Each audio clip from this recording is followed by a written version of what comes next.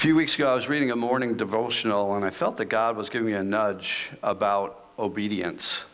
As Christians, we're to represent Christ, right? To be this representation of Christ in the world.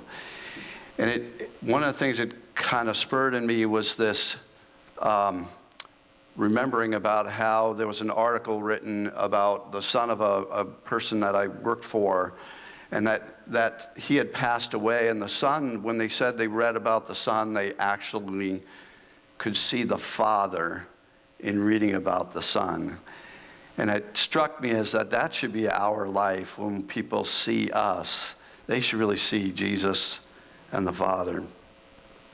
Because people should be able to look at our lives and see him in us, to see our love for him by how we live our lives. And Jesus was submitted to the Father and obedient to him. He came to do the Father's will. So I'm going to just talk a little bit about obedience today. There's a lot more we could uncover than what I'm going to cover today, but I want to be obedient to what he shared with me. But obedience is an essential part of the Christian faith, right? I mean, what we're called to as Christians, Jesus was obedient unto death. In Philippians 2:8, it says, being found in appearance as a man, he humbled himself by becoming obedient to the point of death, even death on a cross, right? So we don't know where the Lord is going to take us, but we are to be obedient in his call to our lives. Also, in our obedience, we show and reflect our love for Jesus by obeying him in all things. Remember, Jesus said in John 14:15, if you love me, you will keep my commandments. Right? If you love me, you will keep my commandments. Keeping his commandments is being obedient. And John reminded us in 1 John 5:3, it said, for this is the love of God, that we keep his commandments, and his commandments are not burdensome. Again, keeping his commandments, being obedient to what he's instructed us in the Word, how he's called us to live, what our lives are to be like, living in the Spirit as opposed to living out of the flesh. When we call him Lord and King, right? How can we call him Lord of our lives if we're not willing to obey what he says? Right? A Lord, has some power, authority to it. We come underneath the Lord, but there are times where we chafe at what he's telling us to do or what he's asking us to do, and we don't always come to being obedient to what he's asking us. In Luke 6:46-49, Jesus said, why do you call me Lord, Lord, and do not do what I say? Well, that speaks to it right there. Everyone who comes to me and hears my word and acts on them, I will show you whom he is like. He's like a man building a house who dug deep and laid a foundation on the rock. And when a flood occurred, the torrent burst against that house and could not shake it because it had been well built. But the one who has heard and has not acted accordingly is like a man who built a house on the ground without any foundation. And the torrent burst against it, and immediately it collapsed. And the ruin of that house was great. Our obedience to what the Lord calls us to and acting on his word builds our life on this firm foundation that braces us against the storms that would affect us and come against our lives. I don't know about you, there's a lot. We talked about and prayed about the earthquake in Turkey and Syria this morning, right? There's a lot of shaking that's going on. There's a lot of shaking that comes into our lives. I've lived on that piece where Jesus was not Lord of my life, and it's pretty shaky ground. But boy, having built into obedience and making him Lord of my life has stabilized that. And I'm able to withstand some of the buffeting that goes on in my life because of that. Because I know God is good. I know that he wants the best for me. And I can stand firm because I'm looking to see what he's asking me to do and be obedient to that. Obedience is defined as dutiful or submissive compliance to the commands of one in authority, right? So how does this relate to our obedience to Jesus. Dutiful means it's our obligation to obey God, just as Jesus fulfilled his duty but to the Father by dying on the cross for our sins. Submissive indicates that we yield our will to God's. And command speaks of the scriptures in which God has given us his instructions and following those instructions. Also being sensitive to his voice in our life. What is he calling us to do? Perhaps in this time frame, in this moment, perhaps he's directing us to live our life or in our purpose. He's directing us to a certain place in our life right now, to work at a certain place, to serve a certain group of people. The one in authority is God himself, whose authority is total and unequivocal. And for the Christian, obedience means complying with everything God has commanded. And having said all that, though, it's important to remember that our obedience is a response, not just for duty, but also out of love for him, right? I mean, that's really where I'm getting at. It's just in that response to his love for us, we would want to obey and be obedient. In John 14:23, Jesus answered and said to him, if anyone loves me, he will keep my word, and my Father will love him, and we will come to him and make our abode with him. Right? That response to the love is be obedient and keeping his word.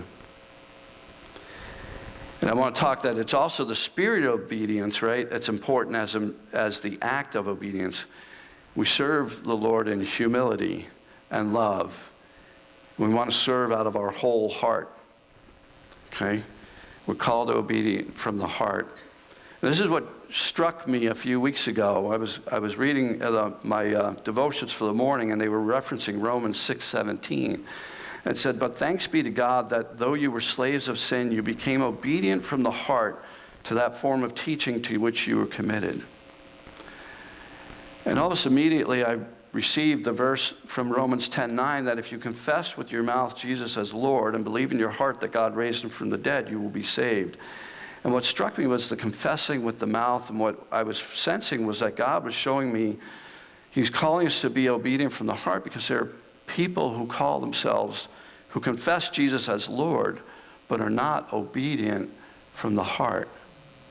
And therefore, the representation that is given is not an accurate representation of who Jesus is, because we're not obedient from the heart.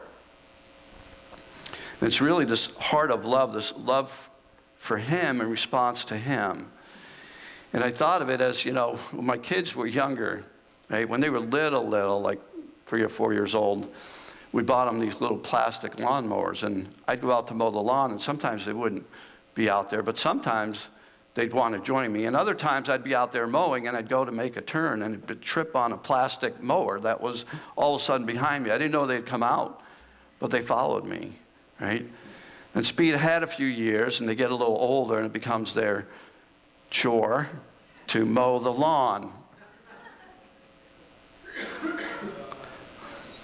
It's when you wish you had a cattle prod. To have to mow today. I remember poor Ashley, she delayed until one day she was like, do I really have to mow today? It's going to rain. And I said, yeah, you got to do it today. And she, bless her heart, she went out and did it. And I looked out my window. I was at work. I looked at my window, and all of a sudden I realized it is pouring, raining, and that poor girl was still out there.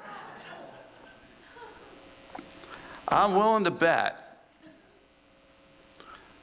she wasn't looking at me as a loving father on that moment. But now speed ahead to last year, and I was struggling. I had some health issues. I had the issue with my eye. I had the bubble in my eye. I couldn't really move it around and shake it because I would risk separating my retina again. And she called me, and she's like, Dad, how you doing? I'm talking to her, and she's like, what do you need? And I was like, well, I don't know that I can really mow the lawn. She goes, well, I can come up Monday and mow it.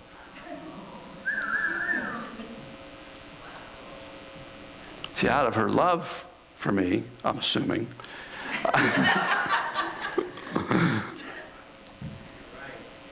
I'm right.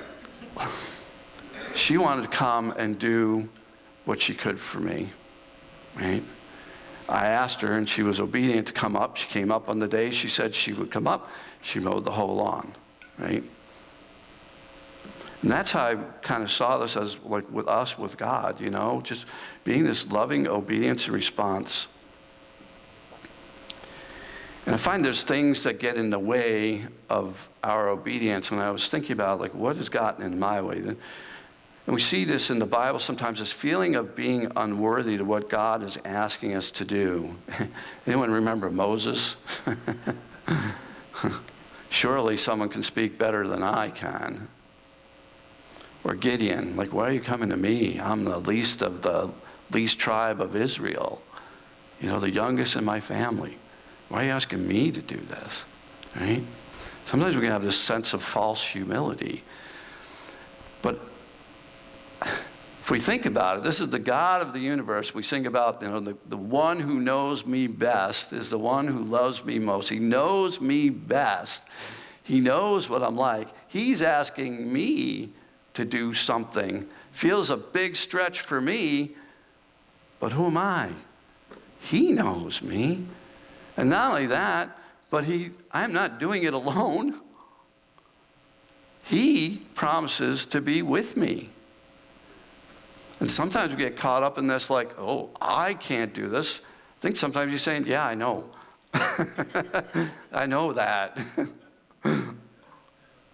But guess what? I'll be with you. I'll be with you. Sometimes being comfortable with our life, right? Just being uncomfortable and being called out. We're creatures of comfort. We get in these modes where it's like, I know this, I feel comfortable in this. Oh, do I really have to do something like that? Makes me uncomfortable, right? But again, God is our comfort, and he will be with us in what he's asking us to do. Sometimes we have an I problem, right? A selfishness. We want what we want in the way we want it. Sometimes that gets in the way of our prayers, right? Like, no, God, I didn't want it that way. But we can become the center of our own universe, right? And we get bombarded with ads all the time about saying, buy this, do this, you deserve it, right?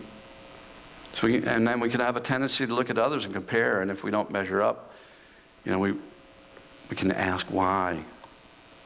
And sometimes we're just called to be where we are, or called to do what we're to do. Sometimes there's no margin, right? We pack our days.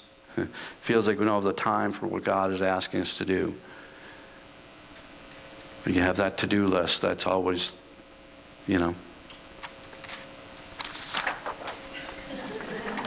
that big.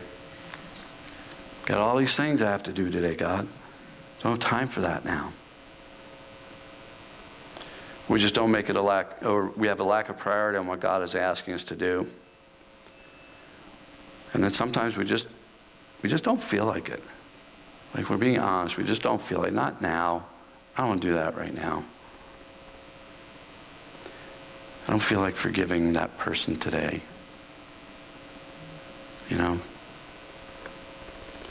Matthew 21, 28 through 31 refers to the parable about the two sons. But what do you think? A man had two sons, and he came to the first and said, Son, go work today in the vineyard. And he answered, I will not. But afterward he regretted it and went.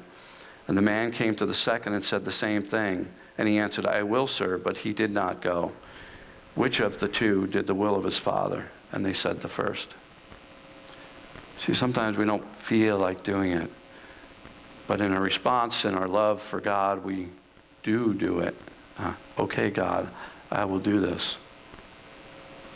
The testimony a few weeks ago about someone being asked to do something they didn't really want to, they didn't feel like it right then and there, but they did it anyway. That's one who's being obedient to the Father.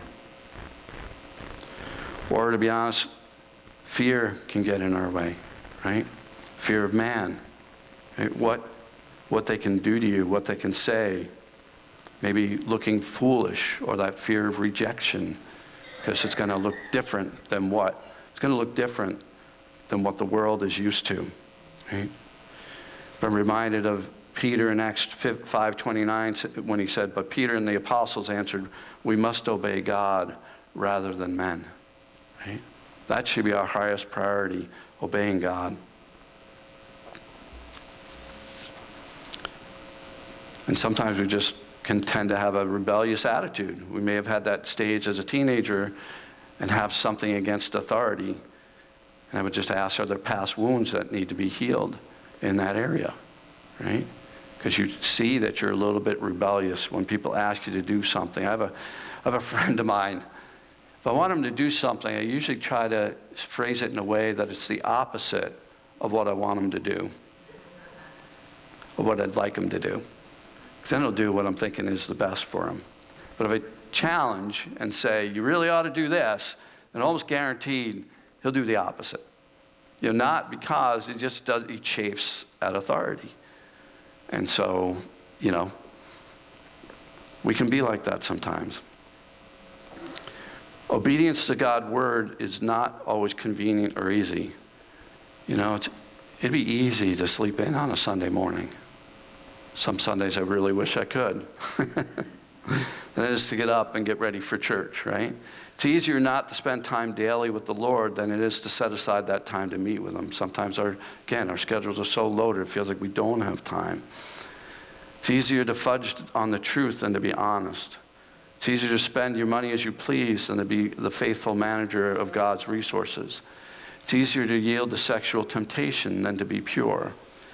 It's easier to go along with the crowd than stand alone because of your convictions, because you can often pay a price to obey God, right, in the world. But I can say that there is satisfaction in obedience when we're obedient to the Lord, right? There's discomfort when we know we've not been obedient to what the Lord asked us to do. Have you ever felt that before? Like you knew the Lord had asked you to do something, you didn't do it, and you just felt this like, God, I should have. Sorry. I didn't do what you asked me to do.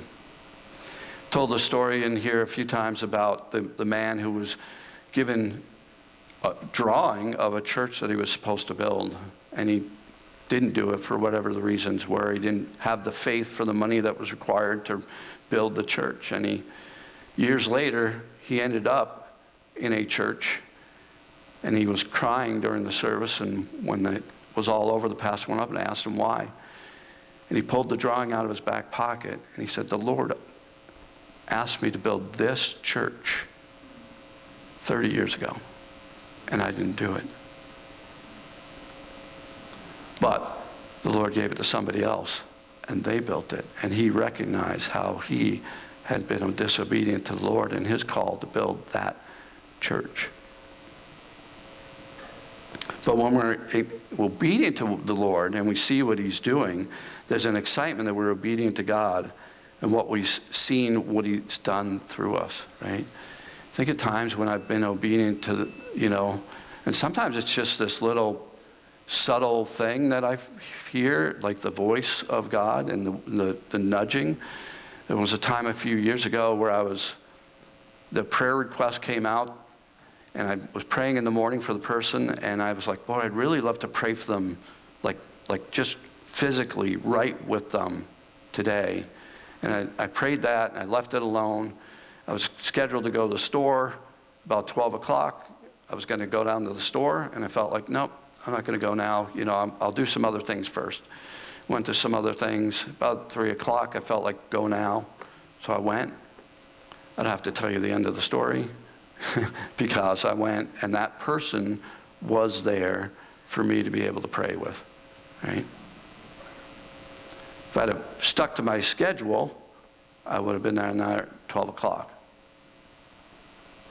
That person would not have been there. And I was so excited to be able to connect with that person and pray. It's like, oh God, you are awesome. You're great. This is so fantastic. It's a privilege. It's an honor to be used by the Lord. That's what He wants to do, right? We're kind of His ambassadors on earth. And we have assignments that we are given. And when we fill those assignments, there's nothing better than fulfilling those assignments. And knowing that he was in it, he was directing your steps, brought you to whatever place it was.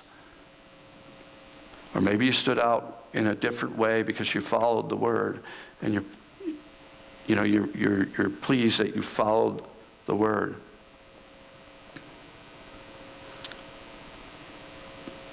Just think about the disciples' reaction when they were standing before the council, and then they were beaten and sent off, and they rejoiced that they were counted worthy. Right? Following the Lord, and I just think about that, the obedience of following the Lord, and maybe it's not being beaten, but we rejoice. I rejoice when the Lord has used me in that manner that impacts the kingdom. So as followers of Christ, we're called to obedience. And our obedience is a response to the love that God has for us. Loving God, loving others, living a life that loves others no matter what. To walk in forgiveness, to seek the best for others, to bless and not to curse. It's not an easy road, but we are called to be obedient, right? Following what he's instructed us in his word. It's also being responsive to what we sense the Lord is calling us to do, right? In certain situations, he'll ask us to do things that may not fit into what we feel or what we're comfortable with, or that stirs up some fear in us, but it's important to still follow through with what he's calling us to do. And when we are obedient, we're pleasing to God. I thought about when 1 Samuel 15:22, as the Lord has much delight in burnt offerings and sacrifices as in obeying the voice of the Lord. Behold, to obey is better than sacrifice, and to heed than the fat of rams. Right? It's the heart I want to have, this heart of obedience to the Lord. That I can follow through with what he's asked me to do.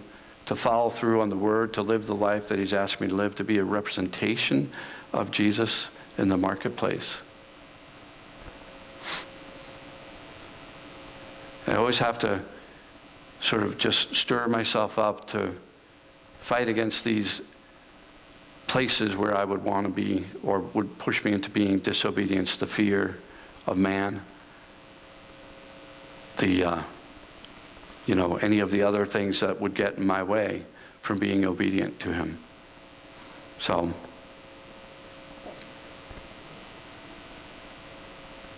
don't just profess the Lord with our mouths, but let's be obedient to what he's called us to do, right? And to be true followers of Christ. So let me pray. Father, I thank you for your word. I thank you for how much you love us. Lord, I thank you for all that you do for us, Lord, and I thank you that we get the honor and the privilege of serving you in ways around others and in the marketplace. Lord, I pray that you would help each of us to be more obedient to your word, to what you're calling us to do. Lord, that we would have a true fear of you, but also a great love of you that would spur us on to wanting to be obedient. Lord, I pray that you would help us to hear your voice, help us to see in your word where our lives are not quite living in line with what you're calling us to. I pray that you would give us the strength, the courage, the boldness to stand firm in this generation, Lord, to what your word says, to speak truth in love, and to serve others with a whole heart. I ask this in the name of your Son, Jesus. Amen.